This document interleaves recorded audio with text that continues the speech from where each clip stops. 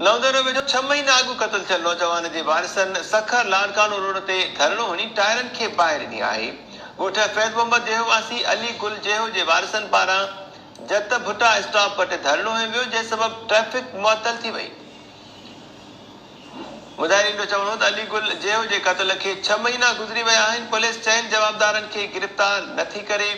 DSP नवदेरो ऐं SHO मुज़ाहिरीन सां ॻाल्हियूं करे एहतजाज ख़तमु कराए छॾियो। वधीक तफ़सील वठूं था टाइम न्यूज़ जे रिपोर्टर नूर मोहम्मद सूमरो खां। नूर मोहम्मद, छा तफ़सील आहे न मां वटि?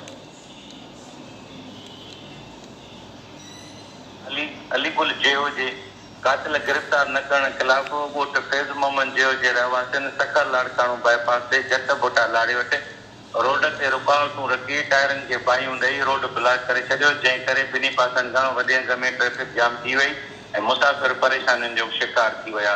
मुज़ाहिरीन अब्दुल्ला जेहो, अज़हर जेहो, नजब जेहो ऐं ॿियनि चयो त 6 महीना अॻु अली गुल जेहो जा कातिल पुलिस हिन वक़्त ताईं गिरफ़्तार न करे सघी आहे, जंहिं करे अॼु असीं एहतजाज करण ते मजबूर थी विया आहियूं।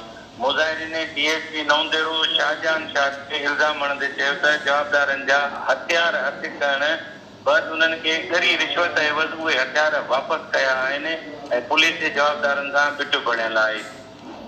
जॾहिं त डीएसपी नवदेरो ऐं एसएचओ नवदेरो खे ख़बर पई त सिंध हाई कोर्ट जे जस्टिस सखर खां लाड़काणो तरफ़ अची रहियो आहे त हू मुज़ाहिरीन वटि पहुची रोड ख़ाली कराइण लाइ ऐलाज़ मिनतूं कंदा रहिया, जंहिं बैदि मुज़ाहिरीन इन ई शर्त ते रोड ख़ाली कयो त जवाबदारनि खे जल्द गिरफ़्तार करे इंसाफ़ कयो वेंदो। जी मेहता।